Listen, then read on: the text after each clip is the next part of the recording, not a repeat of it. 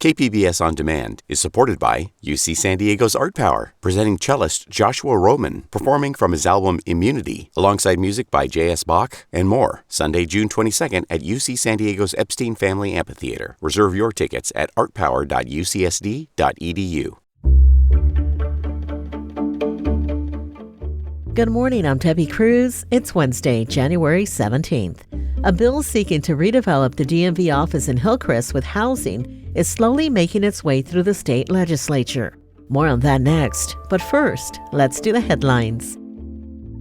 A new sign on the Ocean Beach Pier says a demolition application has been filed with the city of San Diego. The pier has been closed since October, and heavy surf late last month caused more damage to the nearly 60-year-old landmark. Still, nearby residents are surprised to see the posted notice. Jim Hickey says he understands why the city is doing it. It's kind of bittersweet for me because I enjoy walking the pier, but I'm really happy they're redoing it and that it's going to be redone and everybody can enjoy it for years to come. The city says there is no active plan to demolish the pier. The application is part of the process for an environmental impact study required by California law. The San Diego County Water Authority is warning residents to be on the lookout for people pretending to be water agency workers. Fake representatives are allegedly knocking on doors and requesting to enter homes to test water quality or make sales pitches, and in some cases are contacting customers over the phone. The Water Authority says its agencies are not responsible for water testing or repairs inside private homes. The agency also wants residents to know legitimate water utility employees are always in uniform, carry an ID badge, and usually drive a clearly marked vehicle. Concerns about potential fraud should be reported to a local water agency. This week's weather is expected to be calm and clear before we get more rain closer to the weekend and next week.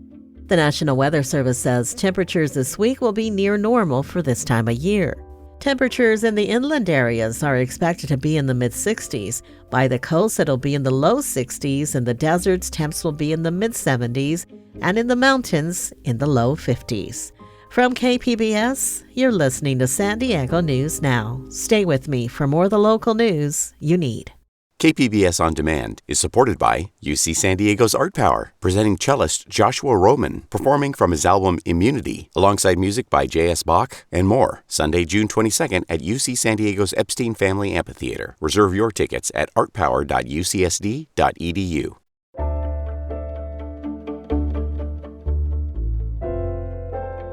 A bill making its way through the state legislature seeks to redevelop the DMV field office in Hillcrest with affordable housing. Metro reporter Andrew Bowen says it's been a long time coming. The Hillcrest DMV is an aging two-story building surrounded by a crumbling surface parking lot. The entire property is about 3 acres, and all around it, new apartment buildings are breathing life into the neighborhood. Assemblymember Chris Ward authored AB 1635, which would order the DMV to build a new field office with affordable housing on top.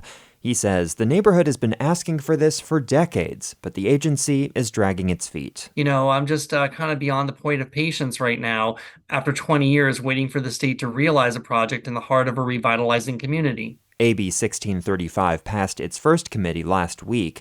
It has to pass the full assembly by the end of the month, followed by consideration in the Senate. Andrew Bowen, KPBS News. Commuting from North County can be a time-consuming task. A new study by LLC.org shows both Escondido and Oceanside residents have some of the earliest commutes in the nation. Reporter Jacob Ayers says a new North County Transit District CEO has ambitious plans to make public transportation in the region an effective alternative to driving. From low ridership to crumbling cliffs to staffing shortages, the North County Transit District is facing a slew of problems. Here's what some transit riders told us. It's pretty nice overall, but there are a lot of crazy things that happen often, like a lot of homeless people taking the transit for free and then they cause commotions around. If I would have an option between car and public transportation, and I would obviously go for car. They'll work if you have the time and patience to take them. That was Arnold Onima, Nikita Sharma, and Roger Quadra. We talked to all of them at the Cal State San Marcos Transit Station. These are issues that will be faced by the district's new Chief Executive Officer, Sean Donaghy. Have we expanded to the correct places?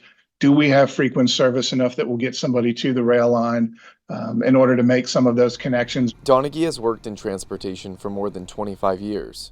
Most recently, he was the CEO of C-Tran in Vancouver, Washington.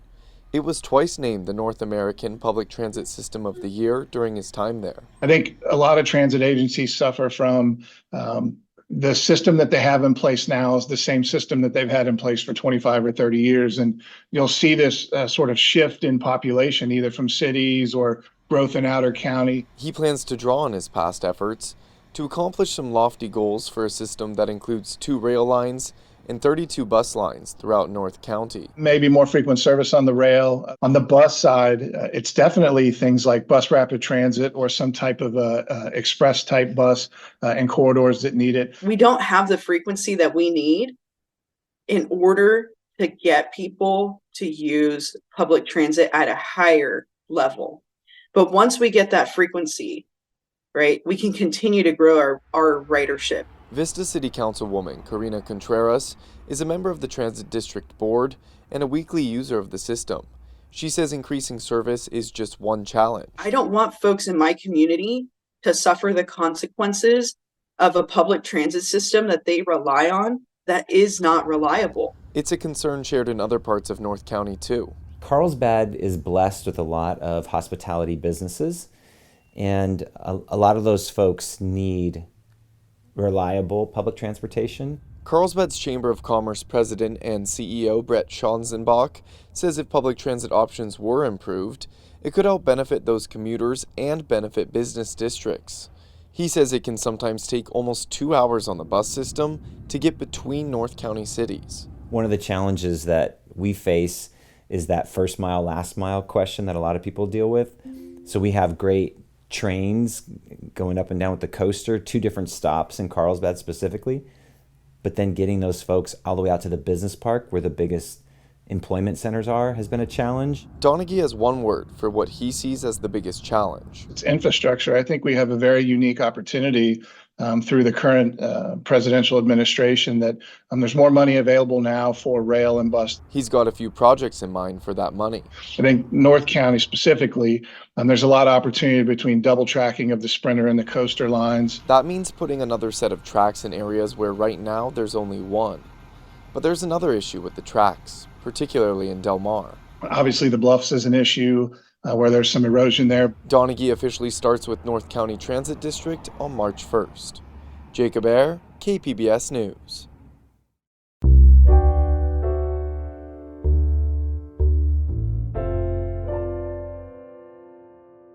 Grant money is now available for some San Diego homeowners to better protect their homes from earthquakes. Reporter Melissa May explains who qualifies for the grant money and how you can apply.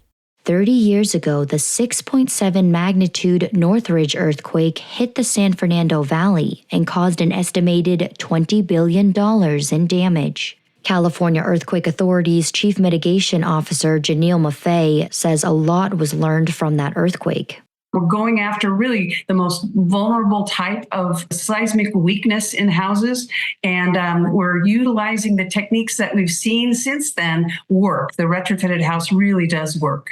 The California Residential Mitigation Program established Earthquake Brace and Bolt, or EBB, to provide grants to help California homeowners pay to retrofit known earthquake weaknesses in single-family houses. To qualify for the 2024 EBB, your home must be wood-framed, built before 1980 with a raised foundation. The EBB open registration runs through February 21st. To see if you qualify, go to earthquakebracebolt.com. Melissa May, KPBS News.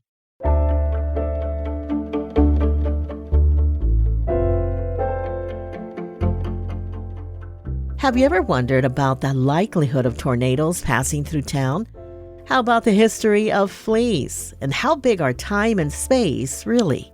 Well, NPR's Science Desk correspondent Nell Greenfield-Boyce explores these questions and more in her debut book, Transient and Strange: Notes on the Science of Life. It's a personal essay collection that weaves original science reporting with her insights on childhood, family, and marriage.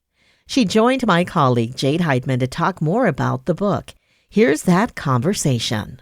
I want to start with the title, Transient and Strange, which is a phrase you borrowed from a Walt Whitman poem. Can you talk about that and why you used it for this book? Sure. So the poem is about comets and meteors, actually. Walt Whitman was writing about this procession of light in the sky that people saw in the 19th century. And, he was sort of writing this poem about it. And he says, you're transient and strange. And I am equally transient and strange. And I'm also going to flit through the universe like you, and I'll fall and I'll be gone. And, he wrote, "What is this book? What am myself but one of your meteors?" And I had quoted this poem in one of the essays in the book, which is about, getting older. And my editor at W.W. Norton, my publisher, suggested Transient and Strange as the title for the book because he thought it touched on a lot of the themes that keep reappearing in these essays. Yeah. And this is your first book, an essay collection. What was it like to combine explanatory science and reporting with your own personal reflections? Honestly, it was awfully fun. I don't do this kind of writing in my day job, which is more straight science reporting, but I'm very interested in the history of science and science as a human enterprise and also the sort of metaphorical use of science. So, when things happen in my life, I find myself, looking back at what scientists have done and how scientists look at the world. And so, for example, the first essay in the book talks about me having to cope with my son developing a real fear of tornadoes, and it made me get really interested in tornadoes and trying to understand how we know what we know about them and what don't we know, and how would a tornado expert deal with my kids' questions. So for me, a lot of the things that are in this book are sort of personal narratives, but also have a lot to do with the history of science. Yeah. Was there anything about the writing process that felt experimental? An essay form is really sort of undefined. You can make an essay as long or as short as you want, and you can throw in all different things, personal events, historical events, quotes, poems. So yeah, a lot of times I didn't really know going into the start what I was going to end up with. Like there's one essay in here on fleas that was sort of sparked by something Herman Melville wrote in Moby Dick. And before I started writing that, I wouldn't have told you I had much personal experience with fleas or any sort of emotional thinking about them. But it turns out I did. Who would know, In the book, you mentioned caring for a spider that built a web in your kitchen and writing about it for a blog. I'm curious, how did that moment inspire you to want to write more about your personal experiences? So that was a essay I wrote because a friend of mine who has a blog called The Last Word on Nothing. It's from a Victor Hugo quote, which is "Science says the first word on everything and the last word on nothing." She and her friends run this blog where science journalists write creatively, and she urged me to write something for it. And just at that time, I'd been getting really interested in this spider. And so I wrote this essay, which sort of was more revealing than I thought it would be about what I thought about in the kitchen in the morning watching this spider. And I realized I actually kind of enjoyed this. I enjoy exploring my thoughts and combining them with science. And, it was something different. It was sort of a refreshing change of pace. And I kept writing essays on other stuff too. And before you knew it, I had enough that someone's like, "You should really put these together in a book." So that's what I did.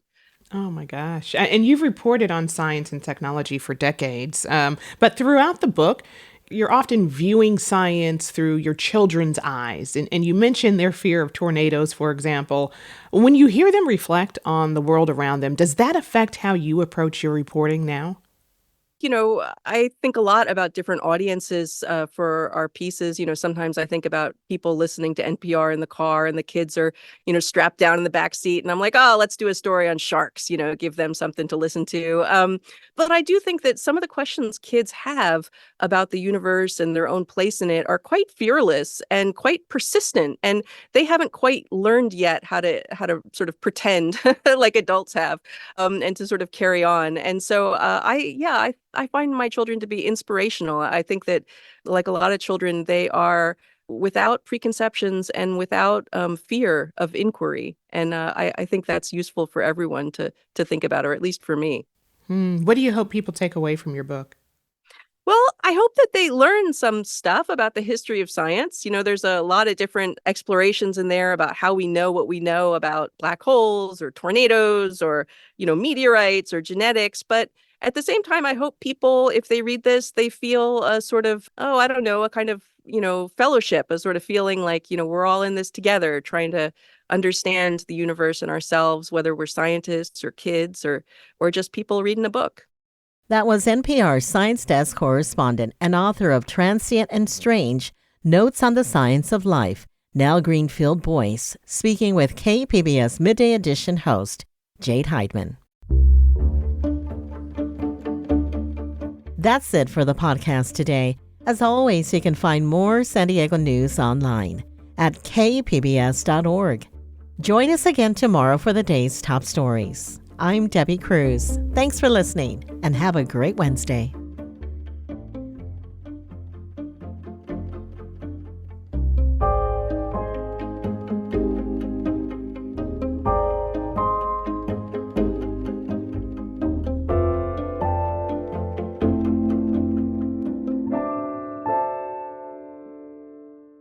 KPBS On Demand is supported by UC San Diego's Art Power, presenting cellist Joshua Roman, performing from his album Immunity, alongside music by J.S. Bach and more, Sunday, June 22nd at UC San Diego's Epstein Family Amphitheater. Reserve your tickets at artpower.ucsd.edu.